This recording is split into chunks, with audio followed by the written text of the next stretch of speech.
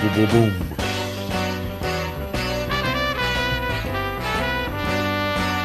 And from the darkness and clouds, from the fear, the storm, the skittish animals, the nervous wives, comes the daybreak and sunshine over Baton Rouge. It is. The sun is shining right now on Perkins Road at Acadian, where we are at La Divina Italian Cafe. Who was that stiff from Canada? Gordon Hutchinson, was that his name? I think so. That used to do things like that. My father used From to. Canada? Yeah, Canadiana. Yeah, he used to, my dad used to throw things at the radio whenever they had something. That guy was it? And now, a beautiful musing on the sunset. Go away!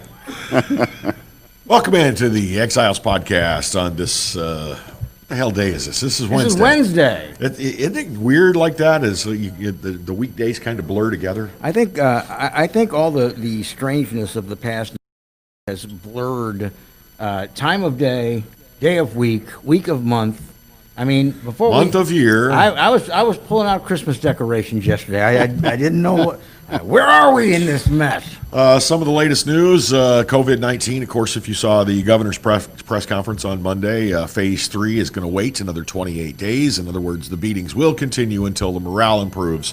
The governor is not happy because not enough of us are wearing those masks. What's these damn kids going to Fred's and all these places? Oh, these damn kids. Wow, college kids going to bars. I'm shocked. Do you hear me? Shocked. They're all swapping spit and exchanging bodily fluids wholesale and laughing about it. And then... Well, the kids aren't the ones that are dying. The thing is, the kids, though, not yet, but there's time. Kids could get the disease, carry it to grandma or grandpa, and they might have COPD or something. Grandma and grandpa are circling the drain already.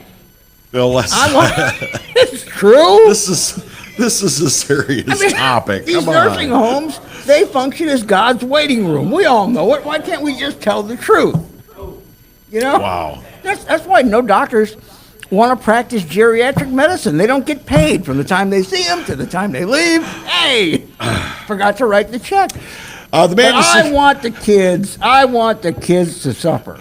The man you see on screen with us, it's the right thing to do, is sports writer Glenn Gilbeau, who a recent op-ed piece. So USA Network and a lot of local news sources have picked it up from USA Network, and you're basically saying now that the realities of COVID may be coming home now that LSU football is threatened.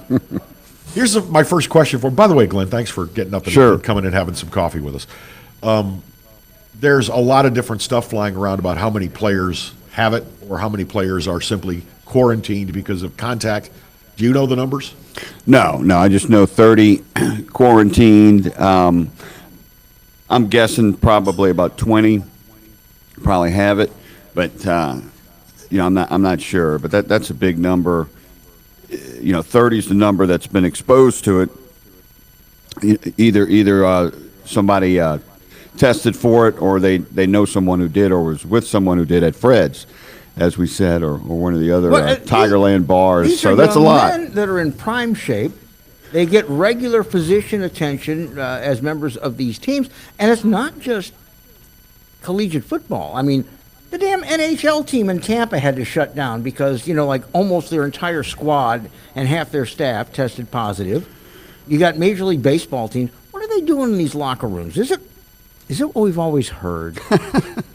Well, the LSU football players, 18, 22 years old, like you said, they're not going to get sick but for a couple of days.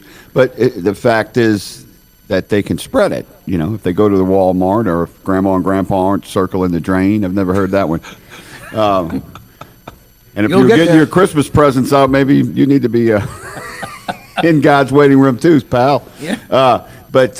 No, I just think, it's representative of the spike nationwide or in large parts of the nation over the last week. I think a lot of people just got too excited and overreacted to phase 2, and got a little sloppy with their prevention measures that they were good at earlier. Well, we've seen a couple restaurants basically closing voluntarily because they've had a staff member or two that feel like they've been exposed, and that's probably the right thing to do. There are a lot of these hospitality industries now, which seems to be focal points that you can point to are doing testing for all their staff. But what we really want to know from someone who has been inside sports for all your professional life is, what is this going to look like when the big money sports season comes rolling around at the end of August and the beginning of September? Well, it's going to look like the Sun Belt Conference, That's harsh. which I used to cover. I used to cover South Alabama and Mobile, and great little school, but not many people go to their games. Yeah. And I think that's really what it should look like. I mean, you can still make a lot of money. The NFL and college football and the NBA and MLB can still make a lot of money on television alone.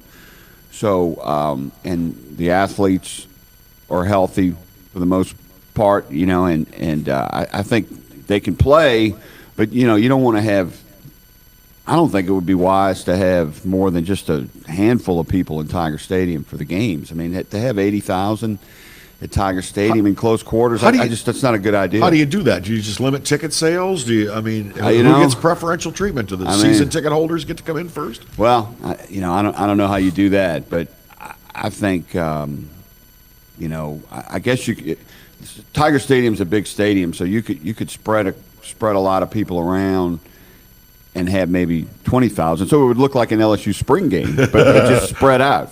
A few of those. But yeah, you know, I don't know who would get to go. Maybe family and then big donors. But gosh, you know, it's so much more comfortable now. And you know, college football attendance has been down the last several years because the television industry, you know, the way you can watch TV now has gotten so much better. And trying to get to a game, of course, there'll be no traffic problem this year, I don't think. But you know, people like to stay home and watch it more so anyway. But boy, tailgating, you know, that's a nightmare at LSU. They probably, you know, they got to do something shut there. It down. No tailgating. Yeah, there shouldn't be any of that. I mean, you just got to be really smart. And even if there's signs that it's going away, you still got to exercise prevention, because it's like when you have a bad cold or something and then you start to feel better. Well, you don't go out all night that night. You know, you still kind of stay in till you're 100%. You don't go to Tigerland right when you're getting over a cold. No. Go there if you want to get a cold. Right. Let's circle back, though. Very interesting observation that Karen and I like to go to a couple games a year. Sure. I gave up my season tickets years and years ago. And we are on the LSU email blast list. Hey, there's tickets still available in this section and this section, and they usually put them on sale. Right. And last year it was every game except Alabama.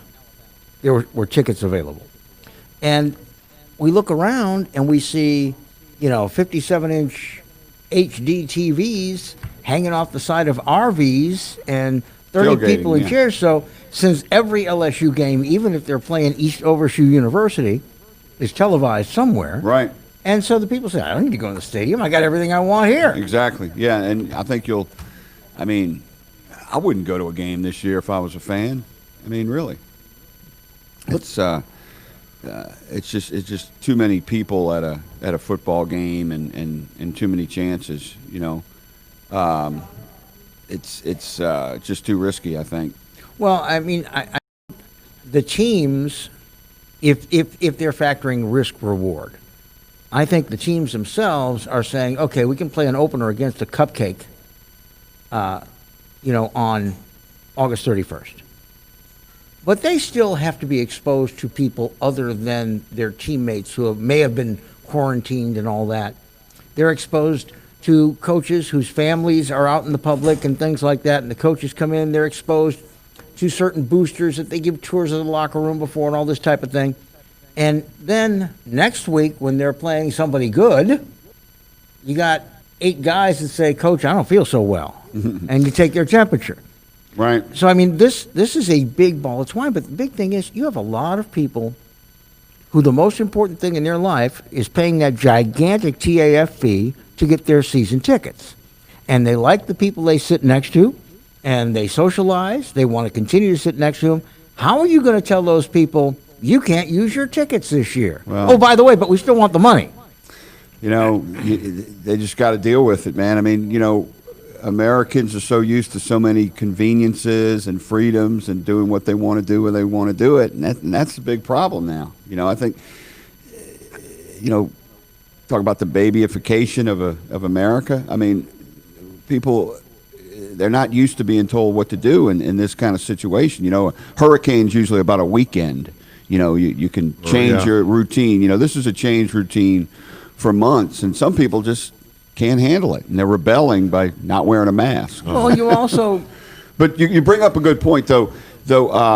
I think, if you grew up with 2 or 3 brothers and sisters close to you in age, and one of them got the measles, mom made sure they all got the measles. Oh, yeah, let's get it over with. I mean, you got 30 football players that either have the virus or got quarantined. If I'm Coach O, I would say, man, let's get them all sick now, and then nobody will be sick when the season starts, That's a little drastic, but I mean, it's better that LSU has people sick now than the Thursday before the Alabama game. I follow you. It might be if those that are going to get sick, they might be better by the time it's exactly serious crunch time for practice, et cetera, exactly. et cetera. And football is made to be quarantined because they're already been trying to quarantine themselves for years. I always joke. You remember Tank McNamara, the old comic strip? Oh, yeah. Mm-hmm. They had in one of the strips, the coach is talking to one of his college players, and the kid goes, "What are all those buildings over there?" And the coach says, "That's the campus." Because all he knew was the weight room and the practice field. Okay, well, that's how it is now. They got their LSU football facility. They can do everything in there, and they want everything to be self-contained anyway. They sure don't go to Middleton Library, because it's dangerous. It was full of mildew when I was there. Mm-hmm. But you don't see football players walking across campus or the quadrangle. They stay in their little facility, big facility. So they can be quarantined easily. They just got to tell them to quit going to Fred's and to Tigerland. And they're really safer at LSU than they are at home because they're not as exposed to the older people and their family and friends or whatever. And a player's dream is probably less contact with their coaches. So now Coach O is talking to the players through Zoom teleconferences and everything. So they might not have these huge team meetings anymore. They'll probably have meetings with a few guys here and there. So there's ways you can keep a football team quarantined just by definition. You invoked Middleton Library, which I'm not so sure if I was the Middleton family, I wouldn't be saying, "Yeah, please get our ancestors' name off that pile of junk." Really, but I'm all for the name change for the reasons, but they need to fix that place first. They are going to build a new library eventually, but it's created some bad will. I mean, I look at social media, and there's some. I know at least 3 individuals that canceled their basketball tickets, their season tickets. And they're basically saying, because of the library situation? Because of the library situation, because they put somebody up as a temporary board member in order to get a quorum and a vote. Somebody that was not a member of the board was made a member for the day so that they could have a quorum and a vote and push this thing through. And they just didn't like the whole manner in which it was done. Yeah. And, but basketball tickets? Yeah, you can walk away from those for a lot of reasons. It doesn't have to be the library. But what I'm saying is there's a lot of people on social media right now that are kind of angry with LSU for knuckling under so quickly. Yeah, well, there's obviously there's a lot of anger around. It makes me wonder why some of the names were given in the first place. Of course, it was at a time that where they just didn't care. Why are Confederate statues in Congress anyway, in the Capitol? They lost, like Robert Duvall says in The Great Santini, when Dixie's playing. That's a loser song. They lost. Mm-hmm. Well, the statues of people that were members of the Confederacy are because they were speakers of the House before the Confederacy. Okay. So they're being honored for their service as a House Speaker. Okay. So, well, yeah, that's the thing. Like Andrew Jackson's statue, they want that to come down. Terrible against Native Americans, but he saved New Orleans. So I mean, a lot of these people have inconsistencies. A lot of our American heroes are flawed and dark sides and things like that. And I'm not arguing for or against it. Well, at the end of the day, a statue is just a thing. It's not a person's life. And Robert E. Lee could have been the Union general, correct? Yep. And he was a member of the Union when Army. he inherited that giant plantation, which is now Arlington National Cemetery, his first order of business, because he was anti-slavery, was to find a way to outplace these slaves as free men. Not to give them to another plantation owner where they would still be slaves, but he worked on outplacing them as free men. But the thing is, someone very wise said to me just last week, you have to live in the times that you're in. These guys in the early Well, you don't have to. You don't have to. Yeah, but these guys in the early 1800s, they didn't say we are going to be on statues one day glorifying how we tortured and beat and enslaved people. It was the time they were in. That doesn't make it right, but it doesn't mean that we should try to erase their history now, because no good will come of that. The word is presentism, and it's when you filter the past through the lens of the present. And you can't apply 21st century standards to things that happened 150, 250 years ago. You just shouldn't. Well, They happened, they're done, get over them, let's move on. I understand why people are angry, but maybe I'm harsh, but it's like, it didn't happen to you. I didn't own any people. You never picked any cotton. Why are we all so upset? Over statute. That's harsh. There's a real reason over to a be statute. There's a real reason to be upset, and that is there are enough cases to certainly cause concern of black males being basically abused by police officers, sometimes ending in their death. That is a legitimate reason. This stuff, Everything else that's spun up around George Floyd, though, has been it takes away. agendized. It takes away from their points. But I mean, look at Ty Cobb. Ty Cobb was and is still considered one of the greatest baseball players of all time. He was a virulent racist. I mean, worse than a David Duke. He was a virulent racist. Is there a statue of Ty Cobb somewhere? I'm sure there is in Detroit, outside the stadium. Well, that's fine. He's got his statue in the Hall of Fame in Cooperstown for sure, his bust. Well- Yeah, but the thing is, nobody is sitting there saying, because his was basically done, his racism was shown usually on the field. But nobody is saying, well, he didn't accomplish all of these things because he was a racist, or him being a racist enabled him to accomplish these things. Ty Cobb statue stands at Publix Field at Joker Merchant Stadium as of today.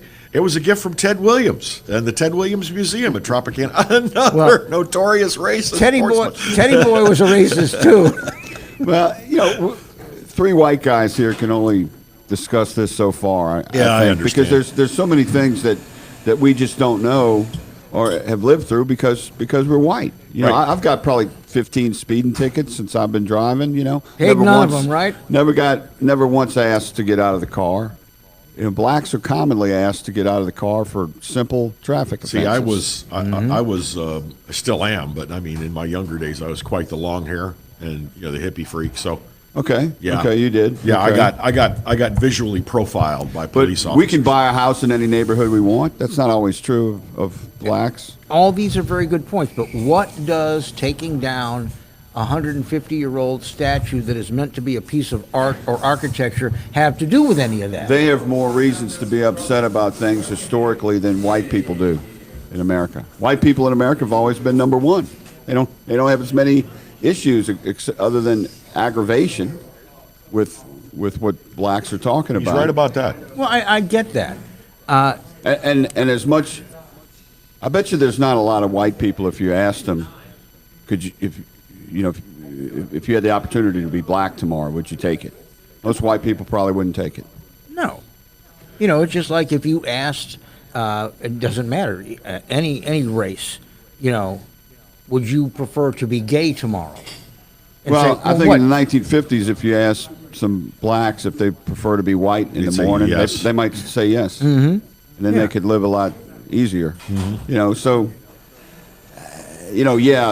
Black people now were never enslaved, but when your great-grandparents were, it's a little different than white people whose great-grandparents weren't. Well, and you know what But mine were indentured servants.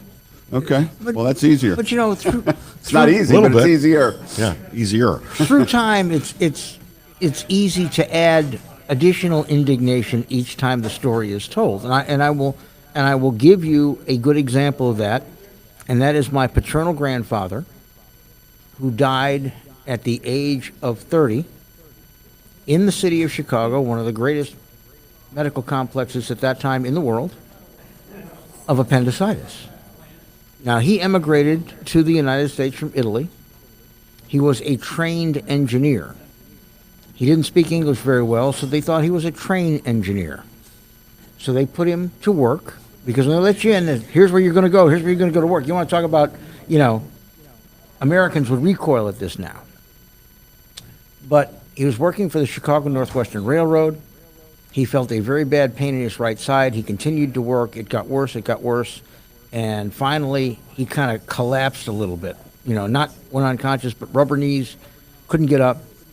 So they take him, because he's an Italian and he's Catholic, they take him to the Catholic hospital, St. Anthony's. And they wouldn't treat him. So he ended up going to Cook County, the Big Free, where they were going to treat him, but they had so many people in their waiting room that had been turned away from other hospitals that he died in the waiting room of appendicitis in the 20th century. Now, my point is that when I was a kid, every time this story got told, there was another level of indignation that made it worse. Oh, they hated Italians at that time in Chicago, and they discriminated against them. Our people were really under the thumb. Chicago was almost nothing but Italians and Irish then, and they had all this discrimination. Finally, when I was in my 30s, and my dad died at the age of 63, and we were up there in Chicago for the funeral and all that, and talking to one of my favorite uncles, and said, my dad never got to know his dad with all that debacle. And he said, yeah, he said, that was it back in the day. If you didn't have insurance, you went to the county. I said, wait a minute. The reason St. Anthony didn't treat him was because he didn't have insurance? Yeah, they didn't treat anybody who didn't have insurance. They were a private hospital. They had to be paid for their services. Mm-hmm. I thought it was because they hated Italians. The whole damn city was Italian. St. Anthony of Padua is Italian. He said it was simply a matter of not having insurance. But I carried all this indignation that every time the story was told was added on. And I don't want to be insulting to anybody. Your feelings are your feelings. But sometimes I think over some of these minor issues, I think that I'll protest too much. Well, you told a story that was, 50 years old when it first happened? Yeah. Okay, well, these crimes against black people just happen. So the retelling of old stories don't need to be told as much, because these two just happened. Oh, yeah. Black man was killed in Georgia by two white people, and then in Minneapolis. So I understand why this has happened. But because it's a repeat of what was happening in the 50s. Well, that's what this is about. I don't disagree that they have a very, very, very valid course of action here, and to be angry. But again, some of this indignation in the retelling has happened with these two cases. You have the head of the NAACP in Georgia saying, well, this isn't the first time a black man's been shot to death by cops for sleeping.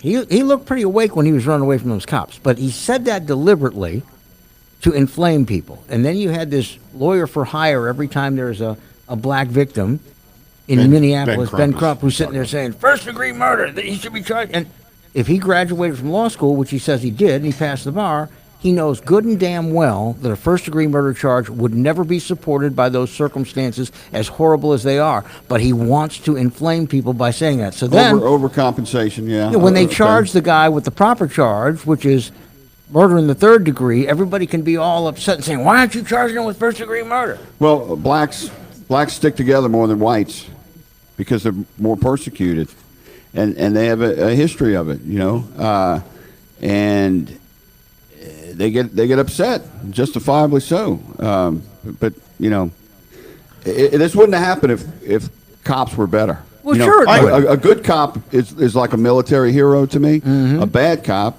is a vigilante with camouflage. Oh, I agree with you. I have a question. What about the cops that didn't stop the cop from stepping on the guy's neck in Mr. Floyd's neck Now, in see, Minneapolis. I think Where were they those should- cops? I think they should be charged, not with a I murder mean- charge, but certainly with malfeasance in office, dereliction of duty, things like that. And overcompensation happens, but I have a question. How did we get here from LSU football? in I don't know. 2019? I don't know. Maybe my fault. No, I don't think so. We just, me and Bill tend to we let the conversation drift where it may. But Glenn, before we wrap up with you, man, and we appreciate your time, what do you foresee? What is fall sports going to look like in general? Prep football, pro football. What do you see happening? I'm not sure what's going to happen, but what I think should happen is there should be as few fans as possible at all games. High school, pro, college, until at least for this season, because there's just too much of a spike lately, and people can't be trusted to obey the prevention. Communist countries do this better than countries with they people do. used to their freedoms. They do. So I just Ladies and don't gentlemen, trust- Glenn Gilbeau supports communism. I'm joking. Hey, the And he's running the for Southeastern Conference built on socialism. They spread the money out. The most successful teams don't get the money, all the money. That's socialism. Let me follow up, though, on what Kevin just asked you and your response. And this is a serious question. I think the only place that's worse than our legislature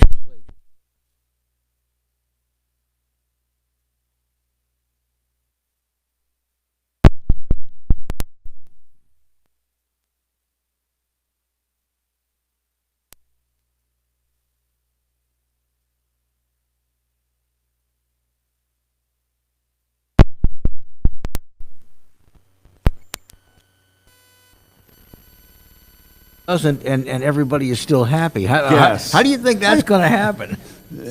For a long time before they could drink in Tiger Stadium, which was just last year, there were people in the suites drinking.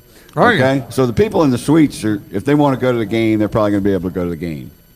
Yeah, because they can social distance inside their suites. Yeah, and they ought to still wear a mask. People that are in the bowl, in those really nice seats that have the low rail in front of them, and everybody is friendly. I mean, they buy their groups of tickets together and have for years because they want to see each other at the games. I mean, how are you going to say, okay, you can go, but you can't? And then what are you going to do about the cash? Because you're going to have to They're give. going to lose money. Yeah, you know? you're going to have to give back a But lot they'll of cash. still make money on television, but they're going to lose money. But the thing is, do you go cold turkey now and try to limit the virus as much as possible now, or do you try to go casual and then the virus lasts for another year or so? Well, I say go cold turkey as much as you can now.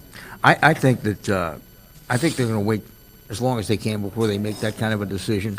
I have just one more question for you, and that is, do you expect this to affect the team's performance and their record this year? I mean, there were a lot of high hopes coming off of that championship season, have another great season, maybe not another championship season, but another it great could. season. I mean, if they lose a key player to a virus test, like on a Friday before a game, yeah, but, other teams could too. But, yeah, there's a chance. It's like injuries. It's just the luck of the draw sometimes. A key player of yours could be out because of the virus. But LSU is ahead of that game because they got the most guys quarantined, 30. So they're ahead. Well, in Southern across town, did I read this properly? That they have taken 2 games, have taken themselves off their schedule because their athletic departments at these other schools have said we will not be ready to play.